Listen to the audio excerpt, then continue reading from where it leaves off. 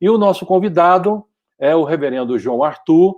O reverendo João Arthur já é um irmão que tem nos acompanhado uma longa caminhada junto à PMT. Ele tem sido o nosso professor na área da teologia bíblica da missão. Reverendo João Arthur, muito obrigado por o senhor ter aceito o nosso convite.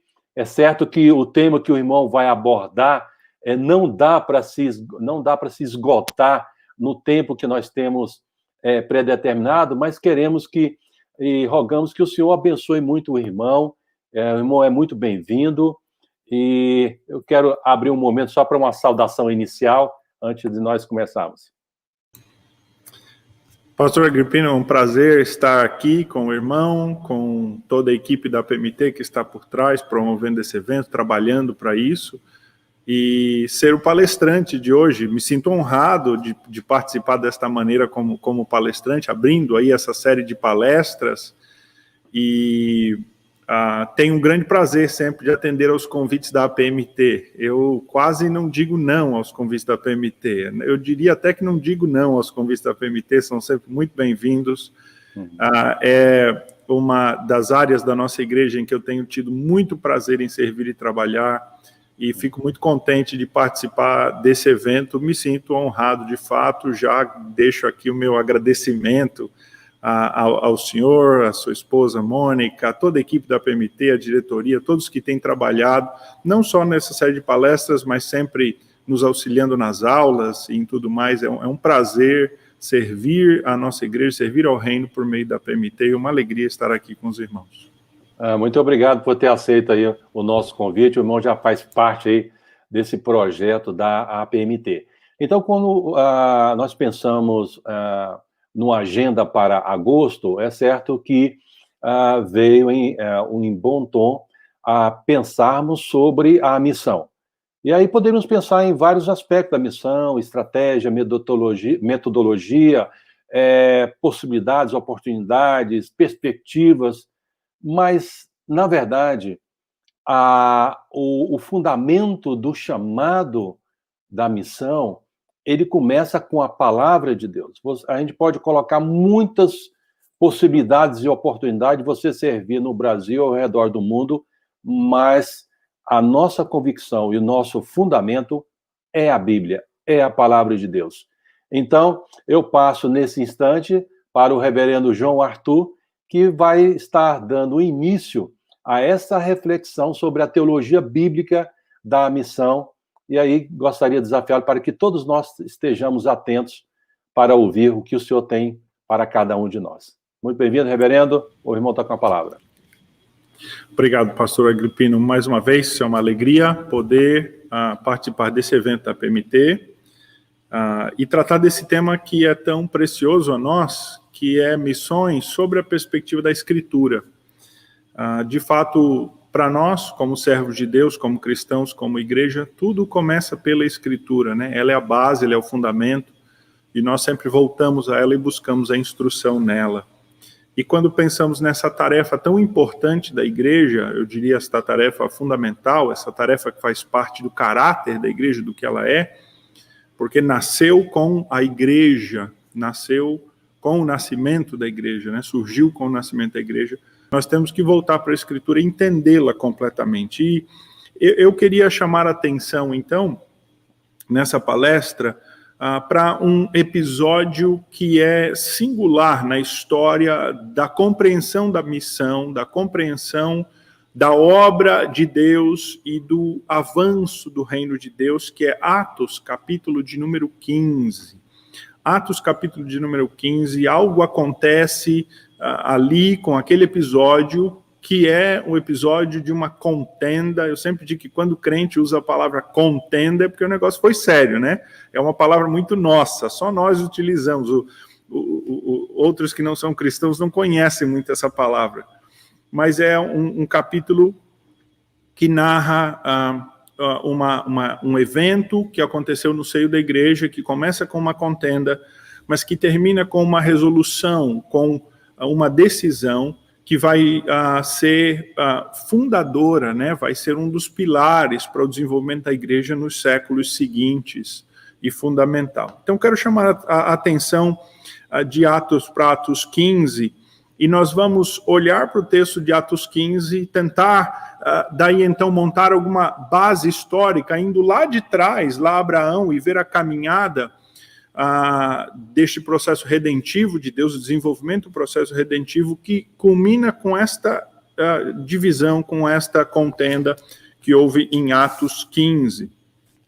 Então, a palavra do nosso Deus em Atos 15, versículo de número 1, e eu leio aqui a nossa Almeida Revista e Atualizada, ela diz assim: alguns indivíduos que desceram da Judeia ensinavam aos irmãos: se não vos circuncidardes segundo os costumes de Moisés, não podeis ser salvos.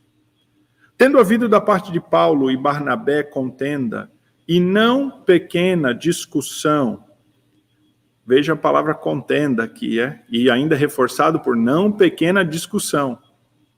Tendo havido da parte de Paulo e Barnabé contenda e não pequena discussão com eles, resolveram estes dois e alguns outros dentre eles subissem a Jerusalém aos apóstolos e presbíteros com respeito a esta questão. E enviados, pois, e até certo ponto acompanhados pela igreja, atravessaram as províncias da Fenícia e Samaria e, narrando a conversão dos gentios, causaram grande alegria a todos os irmãos. Tendo eles chegado a Jerusalém, foram bem recebidos pela igreja, pelos apóstolos e pelos presbíteros, e relataram tudo o que Deus fizera com eles. Insurgiram-se, entretanto, alguns da seita dos fariseus que haviam crido, dizendo: é necessário circuncidá-los e determinar-lhes que observem a lei de Moisés. Então, se reuniram os apóstolos e os presbíteros para examinar a questão. Até aí a palavra do nosso Deus. Nós vamos tomar esse texto como base e tentando compreender esta contenda, nós vamos tentar compreender a obra de Deus através de missão. Mas antes vamos buscar nosso Deus, pedir a Ele a direção. Toda vez que a gente fala de Escritura e lemos a Escritura, nos voltamos para ela, precisamos também do auxílio do Santo Espírito, não é verdade? E assim vamos buscá-lo. Pai, nós clamamos agora a Tua graça sobre nós, clareando a nossa mente, desobstruindo, ó Pai, qualquer impedimento humano, a compreensão da Tua palavra, a edificação da Tua palavra, principalmente no que diz respeito, ó Deus, a esta tarefa. É fato, ó Deus, lido na Tua própria Escritura, que a compreensão desses fatos já gerou contenda no passado. E foi exatamente de uma contenda que o Senhor fez com que a igreja compreendesse o seu papel. E nós clamamos, ó Deus, que o Senhor nos dê a clareza daqueles que conseguiram discernir a Tua vontade, olhando também para a Escritura, aqui em Atos 15. Esse mesmo discernimento, porque o mesmo Santo Espírito que estava sobre eles está sobre nós. E assim nós clamamos essa direção do Santo Espírito, no nome do Senhor Jesus. Amém. Atos 15 relata uma contenda, como nós falamos aqui, uma discussão, uma divisão, um desentendimento. E esse desentendimento é basicamente entre dois partidos, dois setores da igreja da época. Essa discussão acontece na cidade de Antioquia. A cidade de Antioquia, ela fica bem ao norte de Jerusalém. E Antioquia foi a segunda igreja do cristianismo a ser formada. A primeira igreja, por assim dizer, o primeiro núcleo de cristãos estava em Jerusalém. Não tinha o formato que nós temos hoje, né, de prédio, com cultos aos domingos, estudo bíblico de quinta, reunião de oração. O formato da igreja era outro, era uma outra época. Mas a igreja, como essência, como povo de Deus, nesse desenvolvimento e processo histórico, foi fundada em Jerusalém com a descida do Espírito, o recebimento da promessa. E alguns eventos acabam ocorrendo em sucessão, dentre eles a perseguição, os cristãos se espalham, até que então alguns chegam a Antioquia, e eles em Antioquia pregam a palavra a gentios, a gregos, a palavra de Deus diz, possivelmente não gregos da Grécia, mas gentios de fala grega. E ali, então, é formado um segundo núcleo, uma segunda base, por assim dizer, de cristãos, sob a liderança de Barnabé, que é enviado pelos apóstolos lá de Jerusalém para validar o movimento de Antioquia. E Barnabé, ao chegar em Antioquia, ele não só valida o movimento, como ele fica extremamente animado, e ele se torna o líder daquela igreja em Antioquia. Ele traz um recém-convertido chamado Saulo, ainda muito desconhecido, mas ele o traz para participar da equipe de liderança de Antioquia, para que ele possa doutrinar, ensinar sobre as promessas, a antiga aliança e o cumprimento àqueles novos convertidos de origem gentílica. E ali em Antioquia se forma uma segunda igreja, um segundo núcleo de cristãos. E ali em Antioquia eles são, inclusive, pela primeira vez chamados de cristãos. Esse relato está ali no capítulo de número 11 de Atos. E o que acontece é que alguns irmãos de Jerusalém, ouvindo esse movimento que havia acontecido em Antioquia, eles vão em comitiva até Antioquia.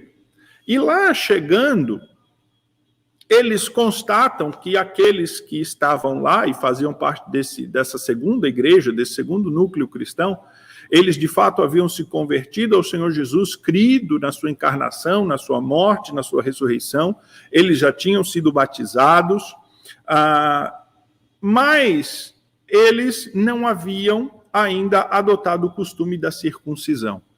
Eles não haviam, por assim dizer, se tornado judeus, e depois participar do cristianismo. Então, estes irmãos, que eram da igreja inicial em Jerusalém, que estavam ali em comitiva para meio que supervisionar, entre aspas, o que estava acontecendo lá em Antioquia, eles diziam, olha, o movimento aqui está tudo bem, está tudo jóia, mas falta uma coisa a vocês, que é a circuncisão. De fato, isso está relatado no versículo 1 do capítulo 15. Ele diz, olha, se não vos circuncidar de segundo o costume de Moisés, vocês não podem ser salvos. Ou seja, dentro da compreensão destes irmãos de Jerusalém, era preciso para a salvação que você cresce, fosse batizado, mas que você também se circuncidasse. Eles tinham um apego tremendo ao costume da circuncisão, mas esse apego não era emocional, não era um apego meramente racial, era um conceito teológico, um conceito doutrinário que eles tinham. Porque estes primeiros cristãos, eles acreditavam que a promessa que Deus fez lá para Abraão e para a descendência de Abraão só podia ser cumprida e herdada por meio de judeus, de descendentes de Abraão. Logo, um gentio que vinha a crer, ele podia herdar essa promessa, mas ele tinha que primeiro se tornar judeu. O que está em questão, fundamentalmente aqui, pode um gentio crer e ser salvo, continuando a ser gentio? Ou seja, sem se tornar um descendente de Abraão pelo proselitismo, pela circuncisão, se identificar agora como um israelita nacional, receber a nacionalidade e a identidade israelita? Pode um gentio, sendo gentio, continuando a comer as comidas de um gentio, se vestir como um gentio, morando, vivendo, se relacionando como um gentio, ser salvo? Ou a salvação só é para judeus? Na compreensão destes irmãos, a salvação só é para os judeus. E o modo como eles justificavam o alcance dos outros povos não, eles podem ser alcançados, desde que eles, pela circuncisão, se tornem judeus. Ou seja, se você nasceu romano, nasceu grego, se você era cretense, e você ouviu a pregação do evangelho e creu nela, o que você faz? Você primeiro torna judeu, se circuncida, depois, crendo nas promessas, é batizado e assim você é salvo. De fato, é o que eles estão dizendo. No versículo de número 5, é repetido esta afirmação que eles estão dos judaizantes, que é necessário é necessário, ou seja, é essencial, é fundamental. Vocês não são salvos se não se tornarem judeus. Veja que essa não é uma questão apenas de preciosismo, irmãos, ou de farisaísmo, ou de supervalorização emocional da etnia judaica. É uma compreensão bíblica errada. Estes irmãos aqui, eles criam o seguinte, que um cristão, ele só pode ser cristão se ele primeiro for judeu. Você precisa receber a promessa, por assim dizer, para depois ter o cumprimento. Você não pode receber direto o cumprimento sem primeiro ter a promessa. E você tem a promessa porque você é filho de Abraão. Então, a compreensão desses irmãos era que Deus havia chamado Abraão para de Abraão fazer um povo a quem Deus salvaria. Mas essa compreensão está completamente errada. Quando nós vamos lá para o texto de Gênesis 12, para o chamado de Abraão, temos alguns slides para nos ajudarem aqui. Quando Deus chama Abraão, já está implícito no chamado de Abraão que ele seria bênção para todas as famílias da terra. Veja, isso pode ser entendido de duas maneiras, como os judeus entenderam. Eles entenderam que ao chamar Abraão, Deus estava fazendo com que de Abraão saísse um povo, e por meio, então, desse povo, os outros seriam salvos na medida em que se tornassem judeus. Mas não foi isso que Deus estava prevendo. Deus diz que ele chamaria Abraão para ser bênção para as nações, e ele confirma isso logo em seguida ao seu neto Jacó. Ele diz também a Jacó, lá em Gênesis 27, 29, ele diz que Jacó seria chamado, quando Deus faz aquela aliança, naquele episódio em que Jacó está fugindo do seu irmão, e ele deita para dormir, tendo um travesseiro como pedra, e tem uma visão de Deus, de uma escada, e ele ali faz uma aliança com Deus. Ali Deus diz, Jacó, você vai ser bênção para as nações. Mais uma vez esse anúncio das nações como tendo em vista no plano de Deus. A ele foi repetida a mesma promessa dada a Abraão, e Deus repete mais uma vez em 28:14, dizendo, olha, você vai ser uma bênção para as famílias da terra. Quando Judá, o quarto filho de Jacó, é escolhido, e na bênção de Judá, lá em Gênesis 49, é dito que Judá é um leãozinho, né? Ele é o leãozinho que vai dominar com o cetro as nações. Mais uma vez, as nações incluídas ali no plano de Deus para os patriarcas e da descendência que surgiria. Judá, com seu pai e seus irmãos, entram no Egito. Eles passam 400 anos no Egito, de uma família. O povo de Deus se torna um povo, né? um povo grande lá no Egito, e Deus decide tirá-los de lá do Egito, para, de fato, Deus moldá-los naquilo que ele queria. Vejamos o seguinte, Israel, ele não é um povo que Deus escolheu dentre todos os povos que havia da terra. Israel é um povo que o próprio Deus formou. Israel foi um povo, digamos assim, geneticamente modificado, né, por Deus. Quando ele tira Abraão, que é um caldeu, é um mesopotâmio, lá de Ur, e diz, olha, você vai sair da tua terra, da tua parentela, da casa do teu pai, você vai romper, Deus rompe todos os laços de Abraão com os seus, o levando para uma outra terra, e ali Deus vai fazer de Abraão algo novo. E de Abraão Deus faz um povo. E Deus, ele tem este seu modo tão peculiar de trabalhar, que ele permite que este seu povo, ele tenha os anos da sua infância debaixo de um cativeiro do Egito, para que ele ressalte o seu poder e ele mostre que Israel é feitura sua, é obra das suas mãos. E é por isso que quando Deus chama Israel e tira Israel do Egito, Deus vai agora preparar Israel, moldar Israel, dando a eles a lei do Sinai e os chamando para uma obra, que fica muito clara em Êxodo 19:5.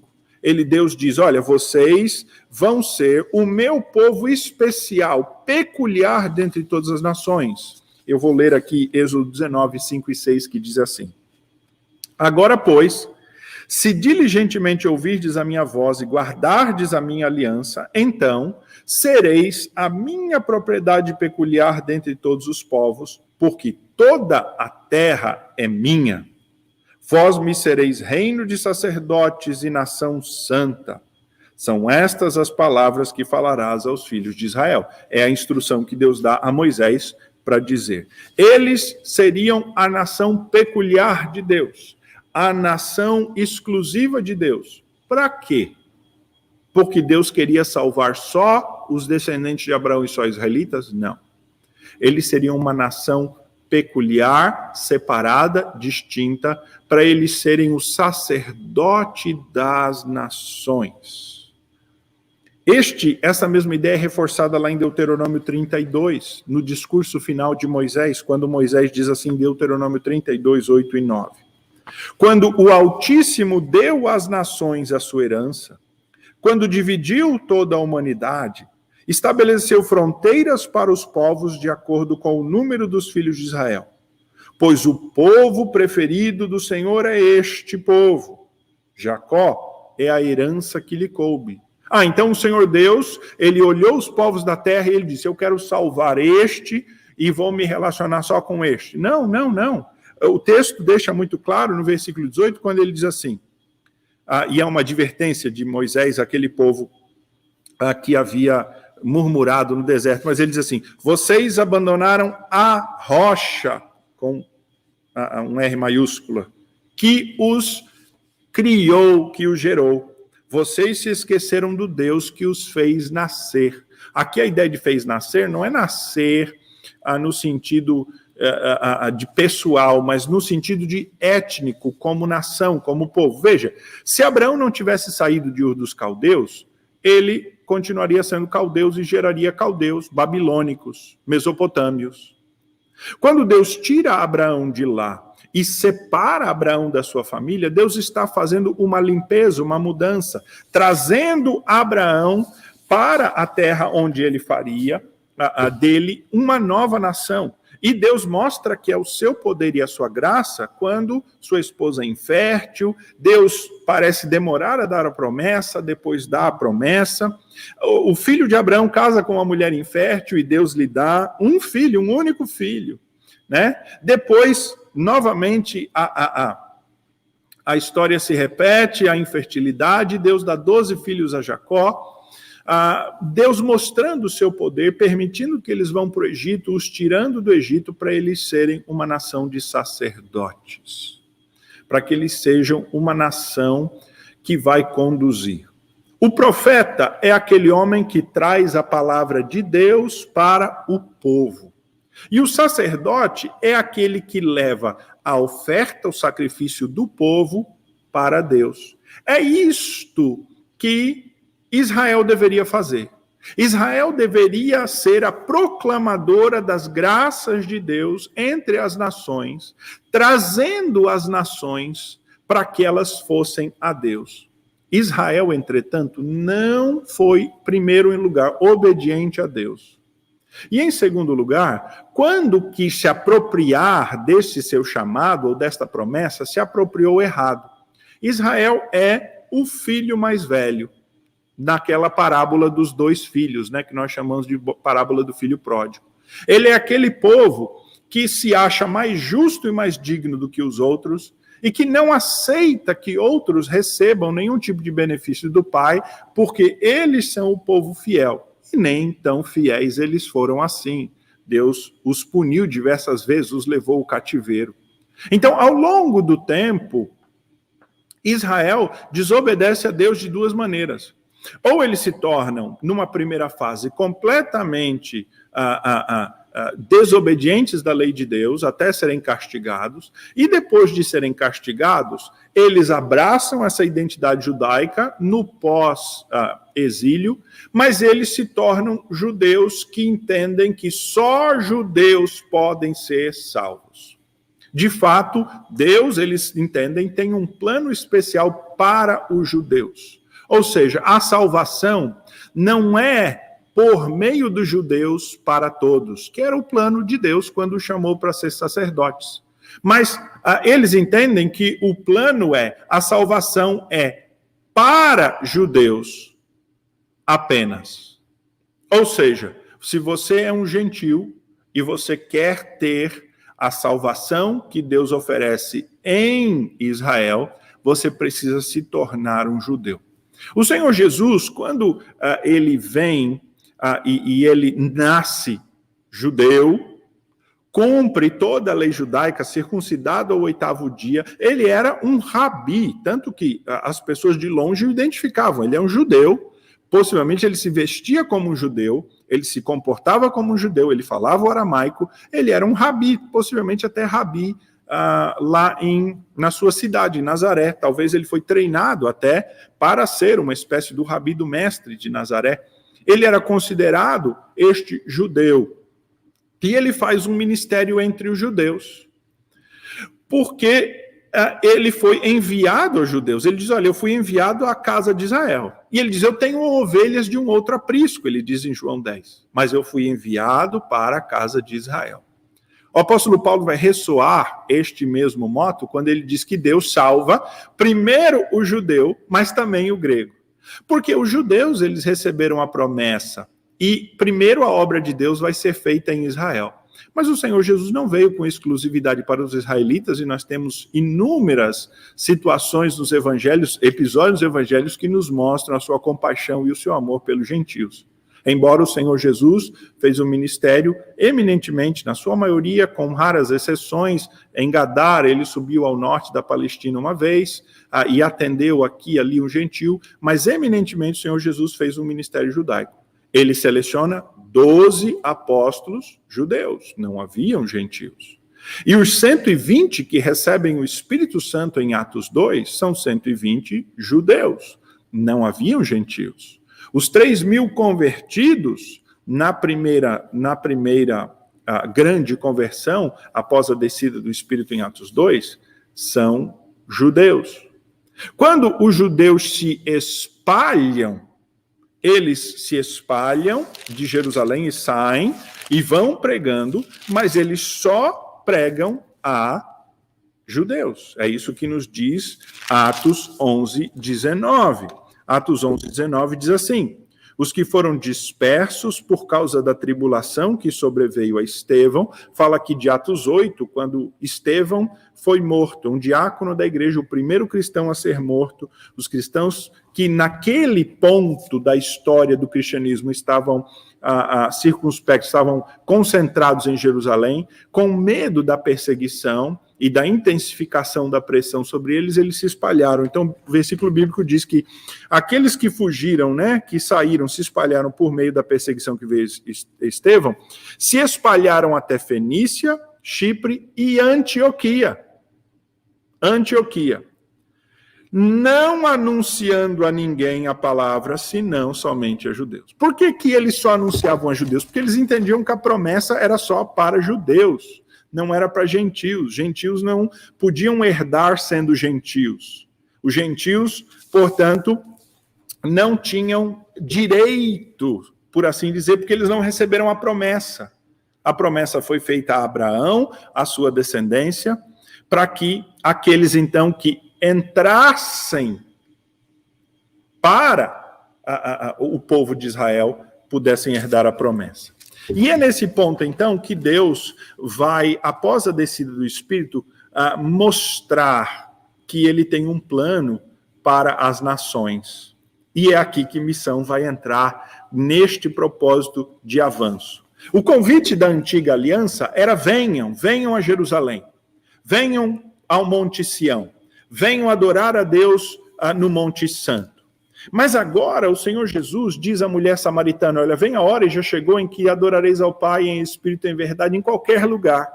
E ele faz uma promessa aos discípulos de Atos 1:8, e temos um slide que nos ajuda a compreender isso, que ele diz: olha, começando em Jerusalém, vai descer sobre vocês o Espírito Santo, e você vê esses círculos aí que mostram Jerusalém, onde está a estrela, depois Judeia, ali numa cor diferente, depois Samaria, e por último aí um círculo em cinza que mostra os confins da terra.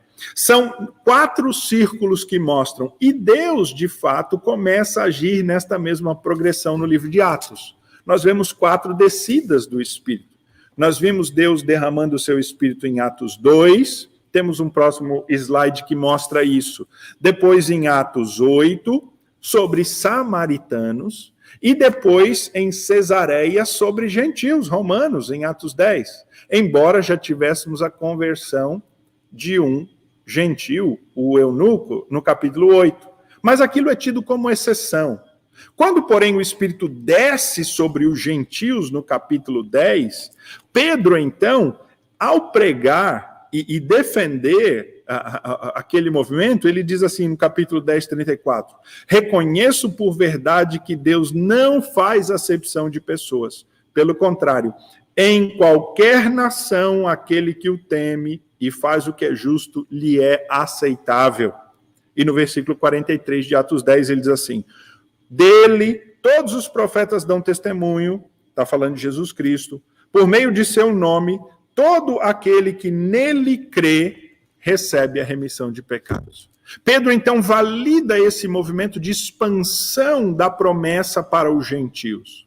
E depois, por último, nós temos uma última descida, ou enchimento do Espírito, em Atos 19, sobre judeus, mas em Éfeso, que era um extremo em relação a Jerusalém, e aquele foco central, aquele ápice da descida do Espírito em Jerusalém. Essa é a progressão que nós temos. Temos um outro mapa que nos ajuda a compreender. Então veja que na mesma progressão anunciada de Atos 1:8, o Espírito foi descendo. Em Jerusalém, Atos 2, em Samaria, Atos 8, em Cesareia, Atos 10, e lá em Éfeso, Atos 19.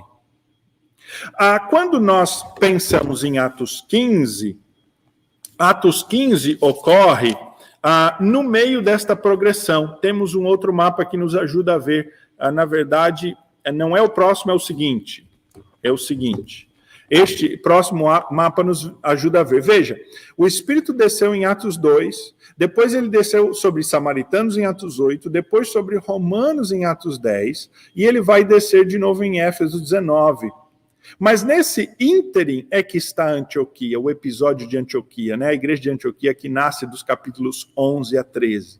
E aqui está esse ponto, né, nevrálgico, esse ponto principal do desenvolvimento da igreja, em que a igreja se entende como igreja. Ou seja, a igreja entende que ela é o novo nível do plano de Deus. Ela é o 2.0, né? O povo de Deus 2.0, ou seja, eles não são mais judeus. É a partir de Atos 15, do que acontece em Atos 15, que a igreja entende que ela agora é a nova fase no plano de Deus. Que Deus fez a promessa aos judeus, e esta promessa aos judeus ela se cumpre quando os judeus primeiramente recebem a promessa, em Atos 2. E quando os judeus primeiramente são o povo que forma aquela igreja inicial em Jerusalém. E quando os judeus são os primeiros anunciadores do evangelho. Mas não se restringe a eles.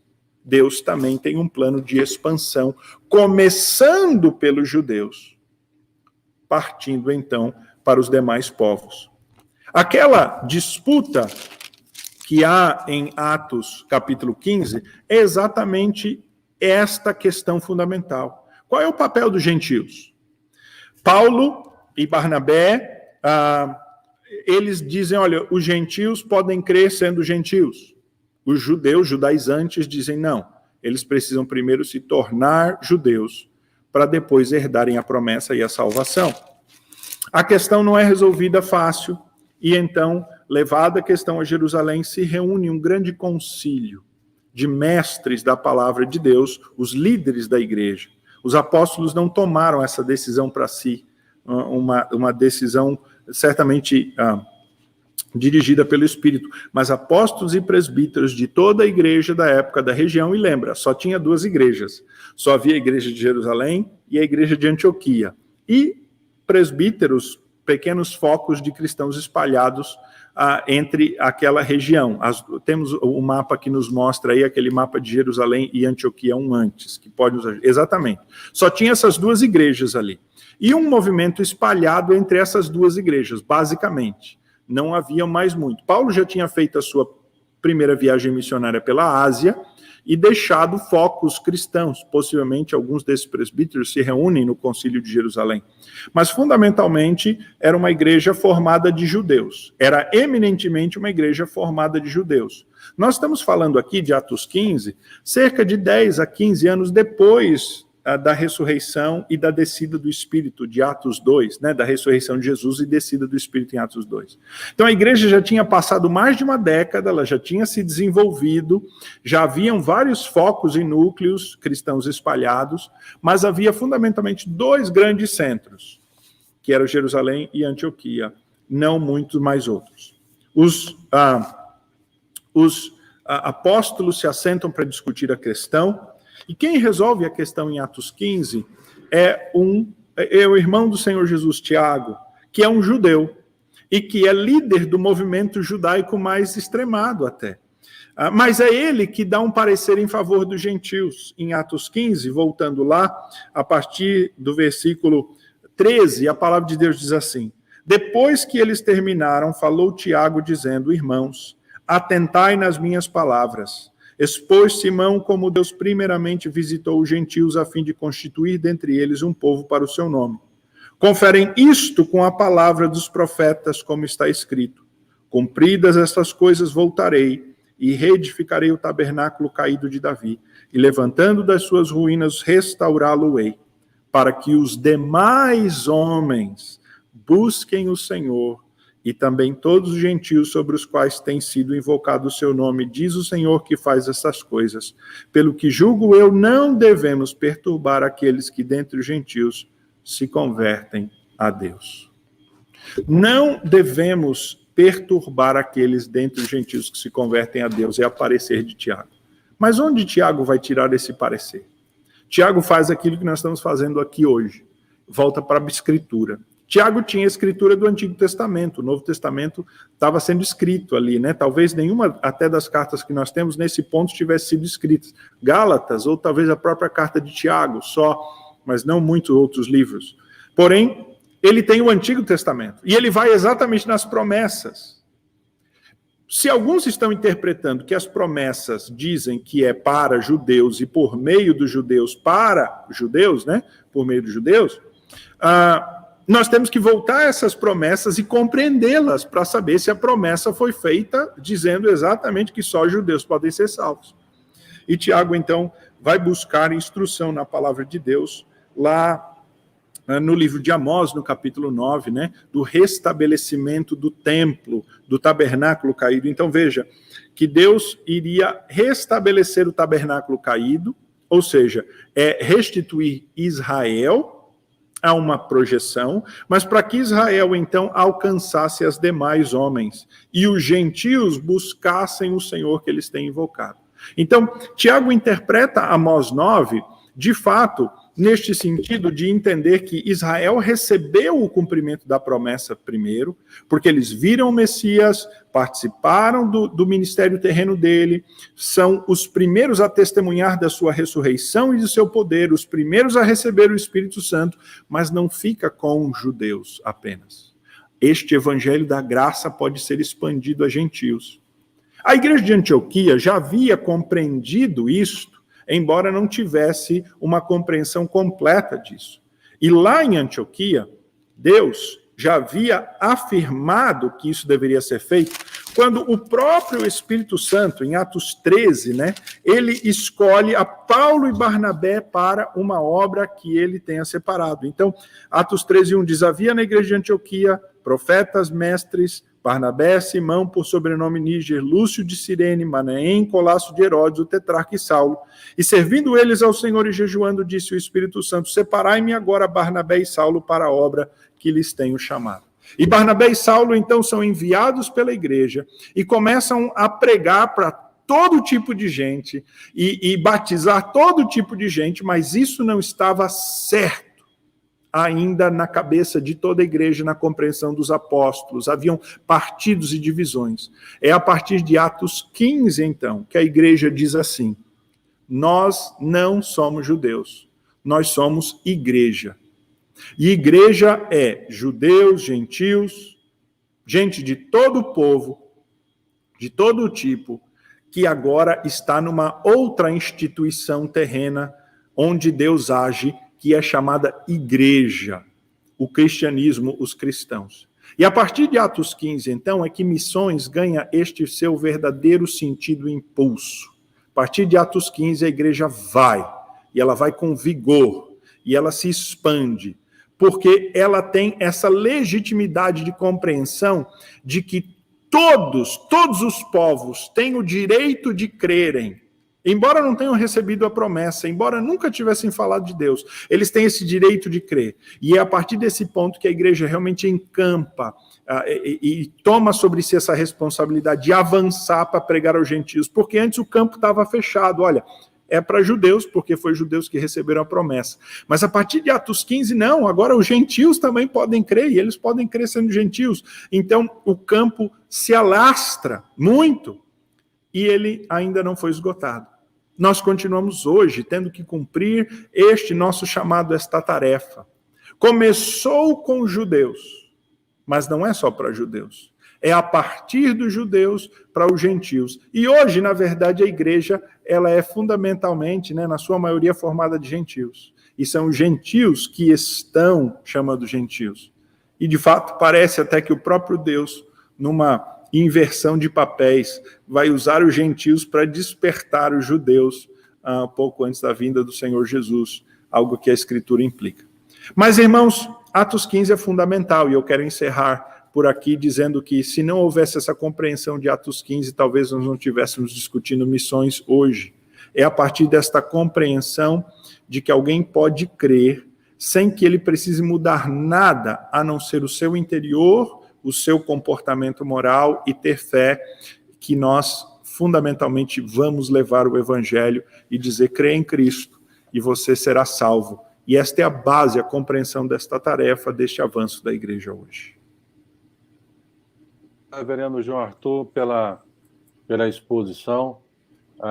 Eu queria desafiar os que estão nos acompanhando nessa exposição através da tecnologia, que se você tiver alguma pergunta dentro do tema que foi exposto, mas eu queria fazer o irmão aí, expôs aí no finalzinho, que todos nós agora somos comissionados a mostrar essa glória de Deus ao mundo. O irmão acha que alguma coisa está obstaculando para a igreja não fazer essa expansão dessa glória de Deus ao mundo, visto que no Velho Testamento havia a desobediência, né? No cumprimento da missão, eles desobedeceram, e aí teve a mão de Deus sobre o pecado da desobediência. Mas nos dias atuais, o que pode nos levar a cometer o pecado de obstruir, de não fazer o nosso papel na história, na missão? Eu acho que cada geração comete os seus pecados e as suas falhas, né? Cada geração tem os seus erros, as suas falhas. Uma das coisas que a gente vê constantemente é esse senso de exclusivismo, né? Israel, em certo ponto, pecou pela desobediência completa e falha com o seu Deus, que é a paganização, né? Ela se paganizou e desobedeceu. Numa segunda fase, Israel achou que era só para eles. E eu acredito que esses dois pecados são os mesmos dois pecados que podem assolar a igreja. Uma geração, talvez, um desses influencia mais, em outra geração, isto influencia mais. Certa geração, a igreja pode se misturar demais com o mundo, e aí ela se torna irrelevante, que ela não tem mensagem diferente para pregar nela, e o mundo são meio igual, nós somos um setor do mundo, ela se dilui. Aconteceu muito isso com o evangelho na Europa, né, que era a matriz, a nossa mãe, e lá, infelizmente, está diluído, nós estamos mandando para eles. Mas pode acontecer, e isso tem acontecido com alguns setores, alguns ramos evangélicos, em que eles se tornam meio exclusivistas, né, é só para nós, é como se nós somos os eleitos, nós somos os melhores, Deus está aqui, e eles se esquecem dessa tarefa de ir. Então, acredito, vendo assim, que podemos até ampliar e responder, mas tentando resumir, esses dois pecados sempre têm impedido a igreja de cumprir a sua função. Ou diluindo a sua identidade com o mundo, e aí a gente não prega o evangelho, ou entendendo que nós somos muito mais importantes do que nós somos, né? Pelo que somos e não pelo que Deus quer nos usar. Eu acho que esses dois erros, de geração a geração, igreja a igreja, denominação, são sempre dois impedimentos gerais que eu acho que são bíblicos e nós vemos hoje também. Uhum. Quando você faz leitura bíblica, cada um tem a sua interpretação e talvez por causa dessas interpretações ou múltiplas interpretações, há os equívocos, os erros e os pecados são cometidos. Nós precisaríamos, de fato, voltarmos para a Escritura e ter uma compreensão da verdade da Escritura, não a verdade de nós mesmos, né? E compreender, de fato, esse plano, inclusive, de Deus, né? Esse plano de que Deus sempre quis salvar a qualquer homem de qualquer povo que cresce nele, né? Que Deus quer salvar tanto os africanos quanto os brasileiros, tanto os asiáticos quanto os europeus, né? Deus quer salvar hoje tanto o judeu quanto o australiano. Quer dizer, Deus, o seu plano de salvação é inclusiva mesmo. A igreja precisa abraçar essa compreensão de que é sempre a igreja que tem que ir para ver essa expansão e que continua sendo a tarefa dela avançar com essa proclamação do evangelho para que mais creiam. Mas, fundamentalmente, tem a promessa, né, o anúncio do Senhor Jesus de Mateus 24:14, quando ele diz assim que o fim só virá quando o evangelho do reino chegar a todas as nações. Então, na medida em que a igreja negligencia esse papel, parece que ela adia o fim, né? Claro, tudo está no plano de Deus e sua soberania, mas quando a igreja deseja que Cristo volte, o próprio desejo de Cristo voltar deve ser o próprio empecilho para ela proclamar mais, né? Porque Deus quer alcançar todos, e quando então o último eleito for alcançado, então o Senhor Jesus voltará. Nós não sabemos o tempo, né? A Escritura não diz o tempo que ele vai voltar, e certo, nós não sabemos quem são aqueles que vão ser alcançados, como o irmão mesmo disse, né? Dentro do plano soberano, Deus sabe de todas as coisas. Mas o que deve nos impulsionar é pela obediência, pelo mandato dado a ele, né? Tanto o que o irmão expôs no Velho Testamento, e aí também alinhado com o Novo Testamento. Então, a nossa missão, ela é fundamentada na ordem de Deus, na sua palavra. Então, toda motivação não são somente as carências globais, não somente as pessoas precisarem ouvir, mas por amar a Deus e por ser obediente, então temos que fazer o nosso papel na história e nessa geração. Israel entendeu esse exclusivismo e eles tomaram Jerusalém como centro do mundo, então assim, nós não precisamos ir para nada, é o povo que tem que vir. E a igreja corre o risco de meio que assumir isso hoje também, né? Achar que nós já temos tudo aqui, vamos chamar para vir aqui. E quando somos nós que devemos ir lá, né, a igreja é que tem que avançar. Esse avanço tem que ser intencional, planejado, né? Houve, no primeiro desenvolvimento da igreja, um avanço orgânico, né? Os que foram indo, foram pregando aqui, ali e tal e tudo mais. Mas houve um momento, lá em Atos 13, em que o Espírito escolhe, destaca dois e envia para que eles vão onde não há nenhum cristão. Eles estão isolados, cercados de gentios para fazer a obra. E esta obra, tanto orgânica dos que vão e pregam, quanto daqueles que são especificamente destacados, ordenados, né, enviados para ir, esta tarefa a igreja tem que fazer, as duas ao mesmo tempo. A tarefa orgânica de se espalhar na medida em que nós nos espalhamos, onde nós estamos, e a tarefa de daqui enviar para lá aqueles que vão ser pregadores do evangelho. São as duas facetas dessa obra que precisam ser cumpridas hoje. Muito bem colocado da sua parte. Acho que nós cometemos alguns erros. Montamos a estrutura de igreja, montamos toda a dinâmica de uma igreja, deixamos a porta aberta, então quem quiser entrar, entra, né? De repente nós estamos cometendo o mesmo pecado do que os judeus aí, a gente olha para o passado, né? É uma coisa que a gente deve refletir.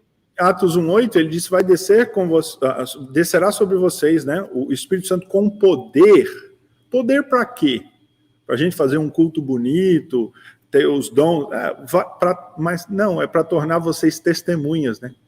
E eu sempre tenho dito, uma igreja, um cristão cheio do poder de Deus, é um cristão que não se cala de falar de Cristo. Você não fala 2 minutos com ele, 5 minutos, sem que ele vá falar de Jesus no meio, ou é o chato mesmo, é o chato da fé, que fala de Cristo. Quando ele está com o Espírito Santo e Cristo está atuando na vida dele, ele é como os apóstolos, né? Quando o Sinédrio manda eles calarem a boca, não falem mais de Jesus, ele diz, não podemos deixar de falar as coisas que temos visto e ouvido. E, de fato, a igreja falha, eu acho, também por não buscar a Deus suficiente para si. Nós vivemos numa época em que a igreja está muito consumista, muito materializada, ela está muito ligada a esta terra, sem estar conectada com os verdadeiros propósitos espirituais, redentivos de Deus. Eu acho que isso tem sido um impedimento também. Ela não pensa, né? Não tem crescido. Embora, assim, estou falando da igreja no sentido genérico, há muita gente indo e muita gente fazendo a obra e Deus continua a usar. Há sempre alguém fazendo a obra, mas que podíamos fazer mais, isso com certeza. Certamente. Obrigado aí pelo nosso primeiro diálogo. Bom, eu gostaria de convidar então a missionária Emma, que selecionou algumas perguntas do pessoal aqui que está no chat, colocando aqui, fazendo algumas perguntas, vai selecionar algumas, né? Acho que já deve ter feito isso. Já. Então passa aí, Emma, pode comandar. Joia. Muito boa tarde, pastor. Boa tarde, pastor Agripino, pastor João Arthur. Temos recebido no chat aqui que o pessoal está muito satisfeito com a sua explanação. Glória a Deus por isso. E algumas pessoas perguntaram, aí fizeram algumas perguntas. A igreja de Montes Claros, ela fez uma pergunta sobre uma declaração que o senhor fez sobre sermos igreja em outro nível. Ele pode explicar melhor isso? O que eu quis dizer é que nós somos o povo de Deus aprimorado. O povo de Israel era o povo de Deus da antiga aliança. A nova aliança é uma aliança superior, de promessas superiores, de revelação superior, de manifestação maior da graça de Deus. E na nova aliança, o povo de Deus se chama igreja. Na antiga aliança, ele se chamava Israel. No nova aliança, se chama igreja. Deus não tem mais plano isolado para Israel. Deus tem plano redentivo total para este contingente de pessoas de todos os tipos que se englobam debaixo de um guarda-chuva chamado igreja. Então, a igreja é o povo de Deus, no seu formato mais desenvolvido, né? Gente de todos os povos, toda a língua, nação, todas as partes do mundo, de culturas diferentes, de trajetórias diferentes, que não se restringe a uma etnia, né, uma língua, uma localidade. A igreja é essa visão real da graça salvífica de Deus sobre todo o homem. Ela é, de fato, a forma mais evoluída de povo de Deus, só não é mais evoluída do que aquele povo remido que estará no novo céu e na nova terra. Aquele sim, daí é a versão final da obra de Deus, mas hoje nós somos a versão mais evoluída. Nós, hoje, igreja, somos superiores ao Estado, à condição de Israel da antiga aliança, não há dúvida. Certo. Muito obrigada, pastor. Nós temos outra pergunta também da Simone. A Simone fez uma pergunta que entra um pouquinho no campo cultural. Essa questão de não se tornar judeu e circuncisão, mas crer que o evangelho é para todos, não pode abrir uma brecha que nada precisa ser mudado na cultura? Vai interpretar a realização ou querer mudá-la? O que norteia o nosso avanço é o evangelho.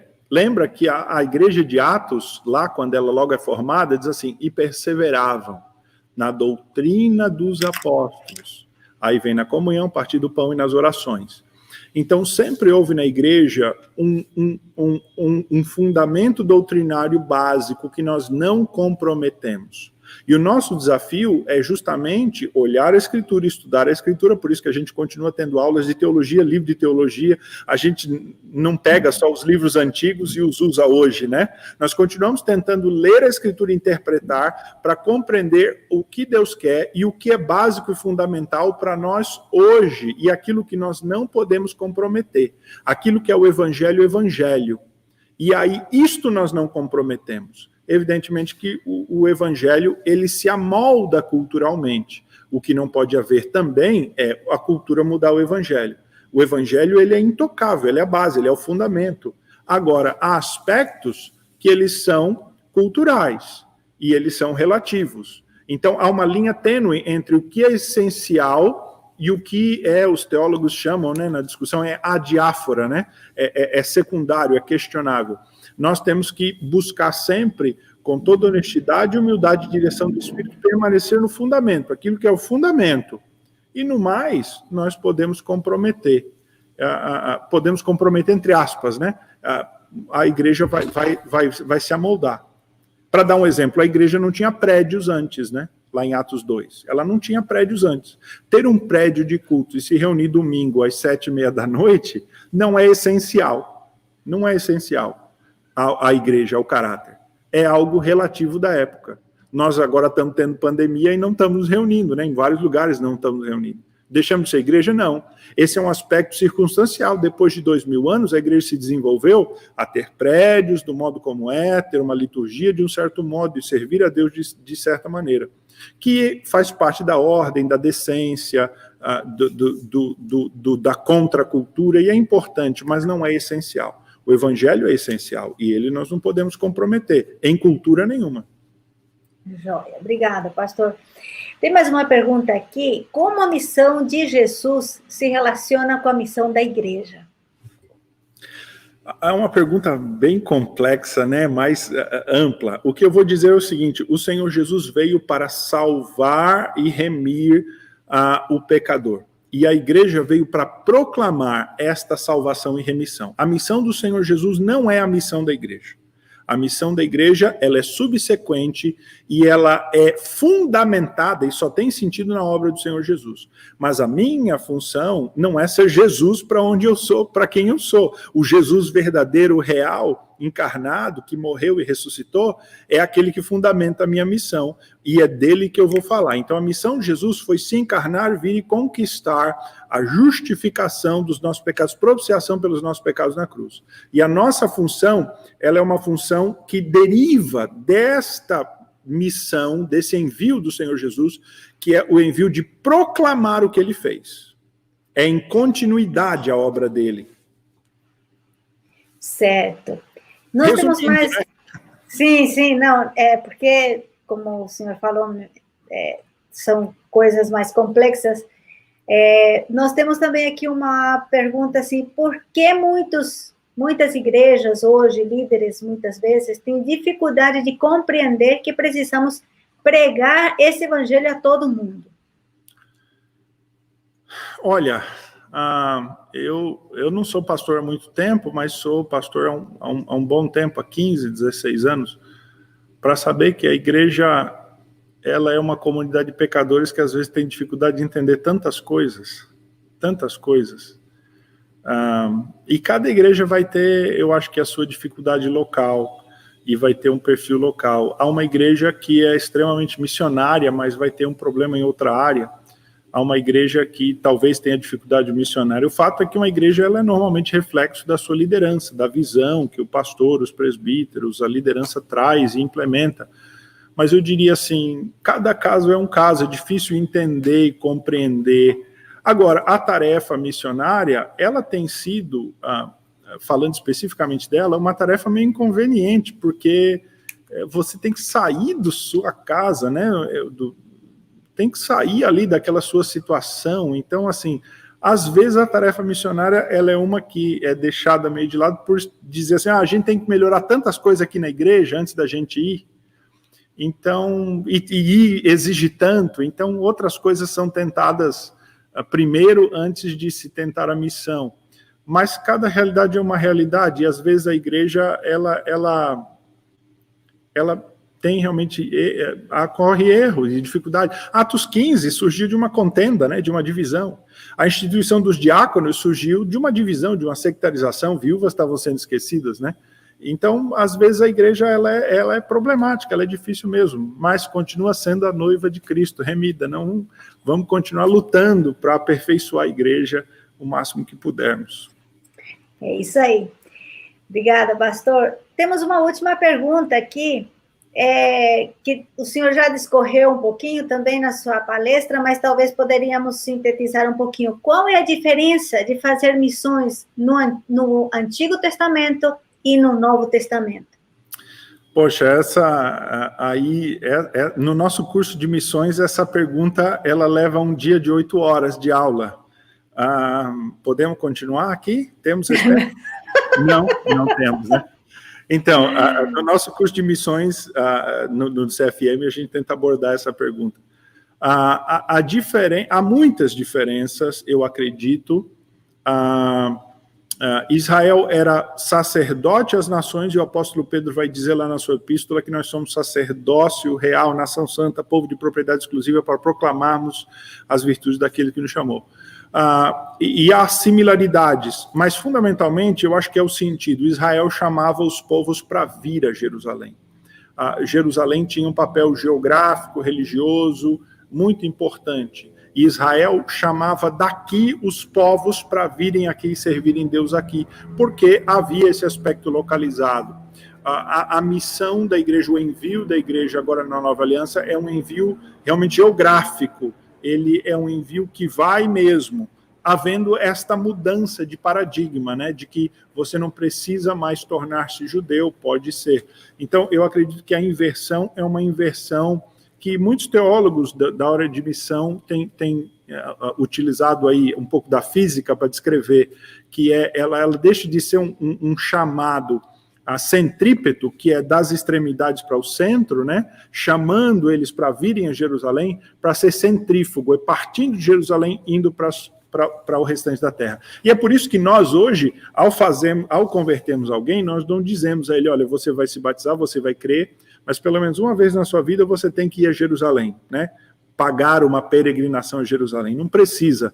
Jerusalém perdeu essa relevância histórica e espiritual para nós, redentiva, porque você pode ser cristão onde você está. Então a gente continua avançando e sem olhar para trás, não precisamos olhar para trás, né? A não ser para compreender essa obra histórico-redentiva, mas no sentido de prestar essa reverência ou buscar algo.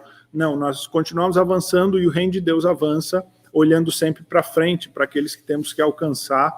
Então, houve esta inversão de direção no chamado. Eu acredito que essa assim, rapidamente tentando responder, é o aspecto mais fundamental da mudança da antiga aliança para a nova aliança.